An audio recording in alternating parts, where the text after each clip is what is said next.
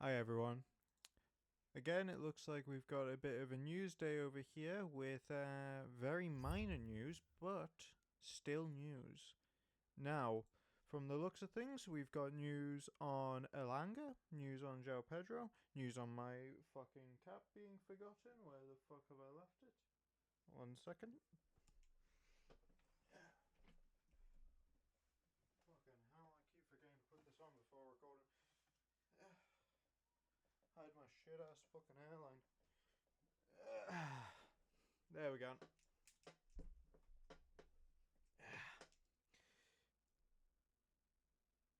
Now let's just fucking deodorant. But no, we got news on Pedro. We've got news on Elanga and big news on Trafford over the last few days because we've now got a price for Trafford, 40 million. I don't think, but everyone's been saying Burnley's having a laugh. Burnley's going mental. Burnley, what are they thinking? They are thinking they want to keep a hold of a very, very good goalkeeper. They want to keep a hold of a very good player, and I think us demanding that we can pay them 30 million and they best accept it is just ridiculous. However, bit of a pleaser for many Newcastle fans.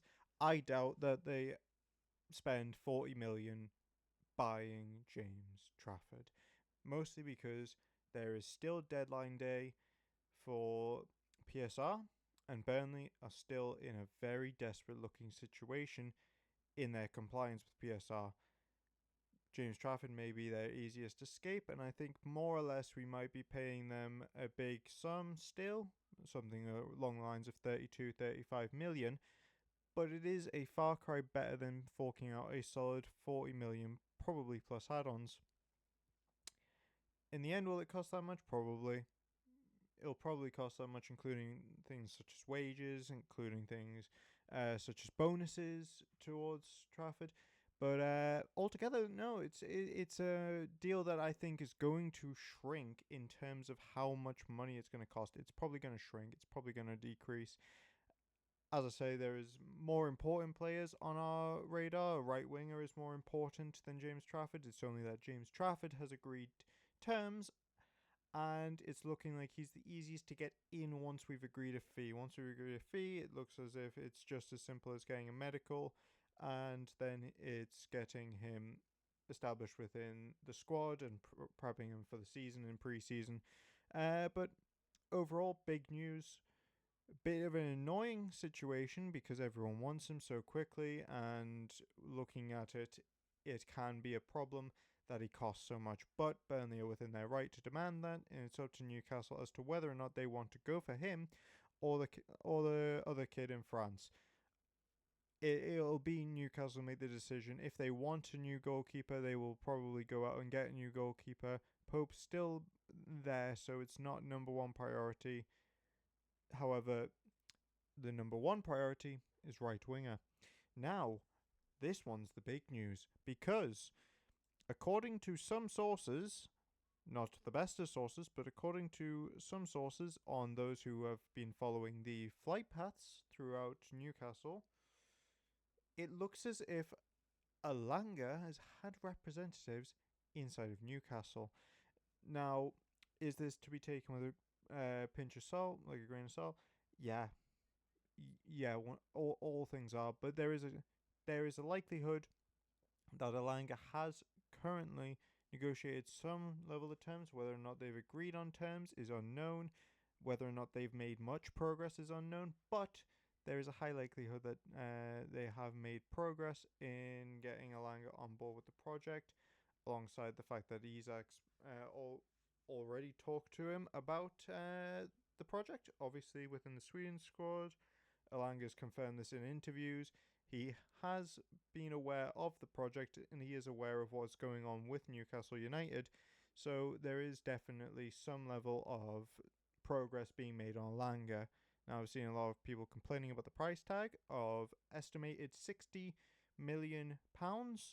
And also there is estimates that Newcastle will attempt to buy him for £55 million.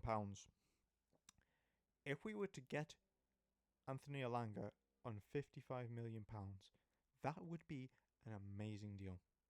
I get that Embuemo is looking like he will cost more than that, and we didn't manage to get him, and obviously everyone in the community wishes we did, because it would probably be easier for us to negotiate with Brentford than Manchester United to negotiate with Brentford. It's now a lost deal. There's even if Man United fall out with him and refuse to pay up to Brentford, it's not a deal we can come back to and manage to get. Now, 55 million for Anthony Elanga might seem steep considering he got lower numbers than Murphy last season, but when you actually see him play, when you look at older highlights and you see his pace and his control compared to Murphy, Murphy has better output, but you gotta remember he is also linking up with one of the best strikers, if not the best striker in Europe, if not the world.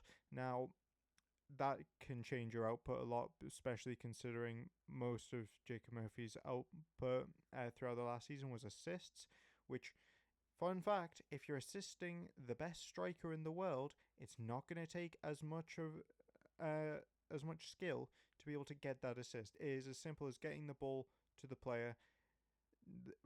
There is a massive difference between the output of Chris Wood and Isak in terms of how often the shots are on target, how often the shots get there and go into the goal.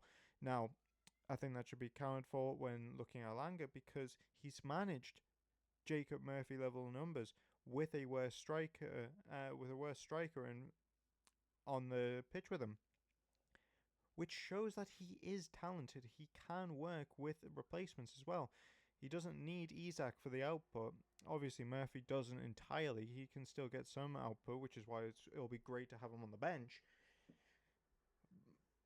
But overall, Elanga is an upgrade on Murphy. 100% he's an upgrade on Murphy, and anyone who claims that he isn't, I think, is just being a bit too stubborn after we lost out on Embuemo. Now, bigger news, and probably more influential news to Newcastle United, is the deals agreed with Pedro. João Pedro has supposedly made good terms with Newcastle United and is eager for the move. Is this true? We're not 100%. We don't have 100% evidence. I'll hold my hands up. We don't have 100% evidence that it's true. But if it is true, that means that João Pedro is going to be pushing for the move from Brighton to Newcastle United. He's already had a bit of a falling out with the manager. It's unknown what that was for, but it happens, right? New manager sometimes. I don't know if it's a new manager, mind. So that is sometimes players just don't get on with a managerial style. Sometimes they don't get on with certain things in the club. Obviously, it happens. João Pedro, though, in an interview, has expressed that he was disappointed to have not made the previous move to Newcastle United back from Watford. And it kind of tells me that he's a player we should be after, because he is committed to this project and he had regrets over not joining previously. That to me screams a perfect player profile to go after. Someone who has made regrets over not joining us in the past and wants to fix that. If that's to be believed, some may say it's because he already had terms agreed and he wanted to put it out there that he's happy to be in the lineup for Newcastle. Again, who knows? But great news overall. Great news for Newcastle.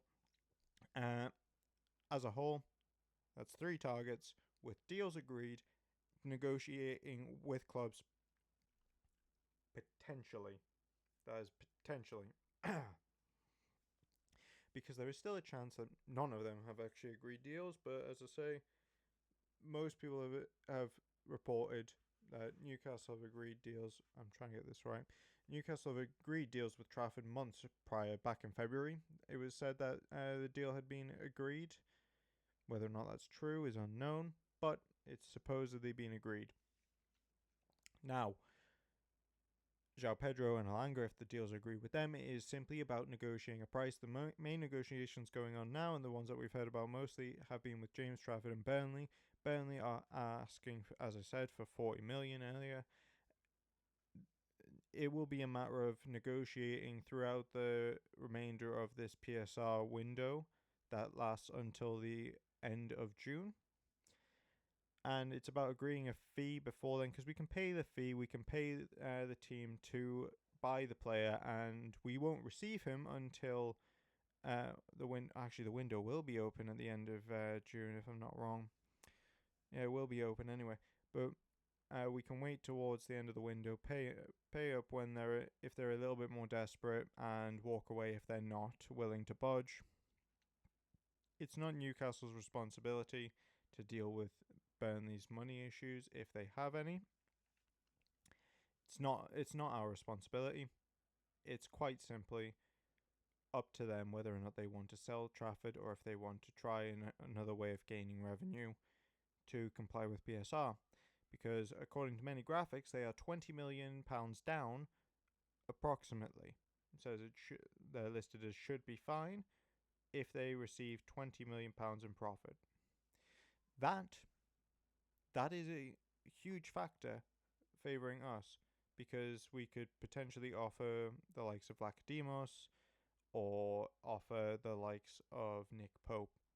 I think we're more likely to offer the likes of Lacademos to get him off of our book, and also to give them a nice keeper that they can use to attempt to stay up. I do believe he would enjoy potential game time. Who knows? He is kind of a fifth choice keeper right now, but we have paid an absolute fortune for him. Paid 20 million for a fifth choice keeper who doesn't even make the bench ahead of John Ruddy. PSR, it makes your club do funny fucking shit. It does fucking weird shit to your club's finances. I say that now. But as I said, like, it's a massive amount of money they're asking for James Trafford. But it's more or less because they're so early in the window, and they are in a negotiating position at the moment. I feel like if they asked to if they asked for that much money, they obviously have some other plan to fill in the PSR hole that they potentially have. They may have other player sales in mind, and may want to keep hold of James Trafford to keep them up. That's fair enough. His deal expires in 2028. I believe, no, 2027. Sorry, 2027. So he will be a Burnley player next season if Burnley want him to, and they don't want to get rid of him. It is up to them, because they can hold him for another season till 2027. It's more or less whether or not James Trafford negotiates to push that deal ahead, as was reported. João Pedro is attempting to do over at Brighton, and Elanga may be doing over at Nottingham Forest in order to get Champions League football as well. You have potential targets in Aston Villa also attempting to do this, because we have Kamara attempting to move to a Champions League club. I doubt Newcastle going for him. I think he's a bit too expensive for Newcastle United. I think Spurs may look at him. I think Chelsea won't look at him. I don't think that Chelsea are in desperate need for another midfielder. They have Lavia, they have Caicedo, Enzo Fernandez, and Cole Palmer. They don't need another defensive midfielder in their setup. Neither does City. Manchester United don't have Champions League football. So and Liverpool don't look like they really need one. There's not many teams. From England that he can move to. Obviously, Newcastle may put an inquiry in after him, because Villa are in a bit of a poor financial situation. They've had some deals declined, and they've been unable to make certain deals. PSR's a bitch. Can't really say it much else. But as I say, potential target, maybe. I highly doubt it. I've seen his name circling a few times in Newcastle discourse. I doubt he comes to the Toon. I don't think he has a reason to come to the Toon. But it's just, yeah, nah. Oh, it looks like we're getting some things going through here. Uh,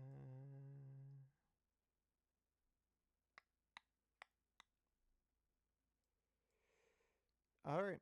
Looking at this, yeah, it's still the same news. Nothing new. I'm just reading stuff and it's not happening. Uh, yeah, no, it's pretty bog standard. Nothing new. I thought I was reading news because I saw James Trafford pop up in the timeline. It's not. It's nothing new. It's just your standard opinions.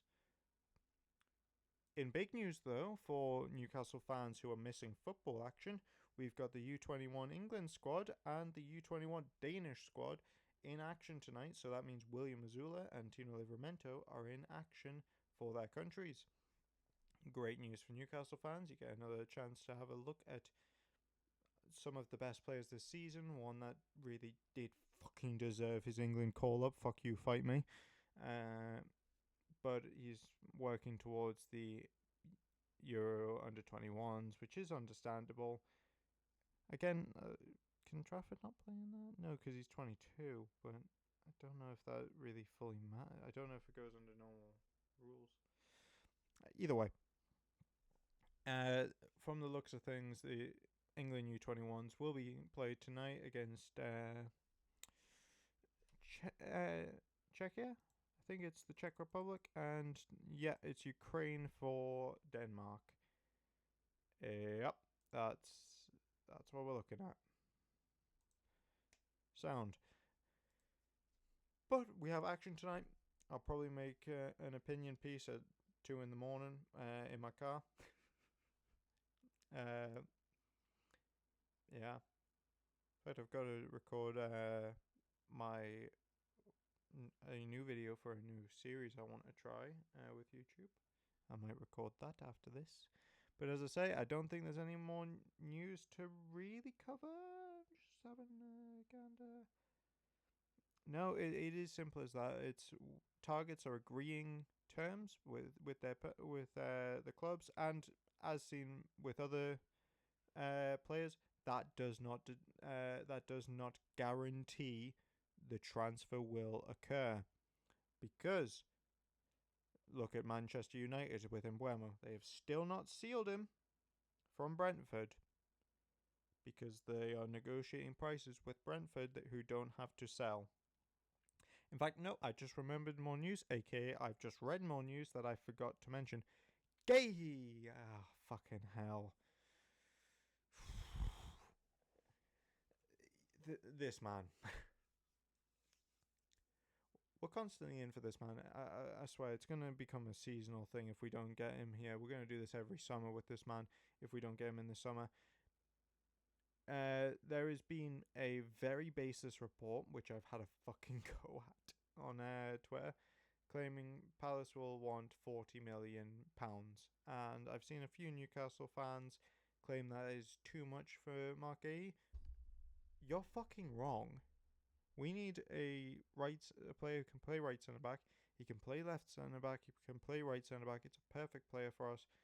It's a perfect player for the situation we have with our centre backs. Where, let's be honest, we don't have much depth. We have 3 centre backs at the moment, right? We have Dan Burn, we have Sven Botman, and we have Fabian Schär. A fourth is amazing, especially if it's a new starter, right? It's a must get. It's a must get player, and 40 million is perfectly within reason for an outfield player, especially a player who's quite quick on the ball, who's good in defensive positions, and has leadership traits. Otherwise, he wouldn't be captain of an entire club. Yeah, no, he is worth 40 million. Now the debate is over whether or not his 1 year contract is going to diminish his value. Obviously, to Palace, that will have an effect depending on whether or not the player chooses to stay or asks to leave. Because if he asks to leave, it's much harder to negotiate for terms. It's much harder to negotiate that the player will stay. Obviously, they have Europe, which is a good factor for them, which makes it hard to see clubs in the Europa League or the Conference League attempt to get him. Makes it hard for me to see some international clubs attempting to get him, because many players do like to stay within England if they are English, is a common trend. I feel like Newcastle United might, oh, basically will go after Gahey again, and I think there was a report last night saying that they would be offering Matt Target to get the fee down. If Crystal Palace were to accept that, I would be willing to call them the dumbest club in England if they got Europa League football and traded Mark Gahey for Matt Target and a little bit of cash. It's fucking ridiculous. But as I say, it's up to Gahey, because if he pushes the move, it will pretty much just diminish his price tag as it becomes a factor of, oh no, we have to get rid of him, and obviously then it's a flash sale on the player because they just want to get the money and move on before he signs a deal with a different club in January. But as I say, that's been the news for Newcastle. And what should be the advice today? Well, I had a very nice lunch, so I'm going to say have a protein rich meal. G'day, folks. And how are the tune? I cannot speak right now. My throat is fucking sore.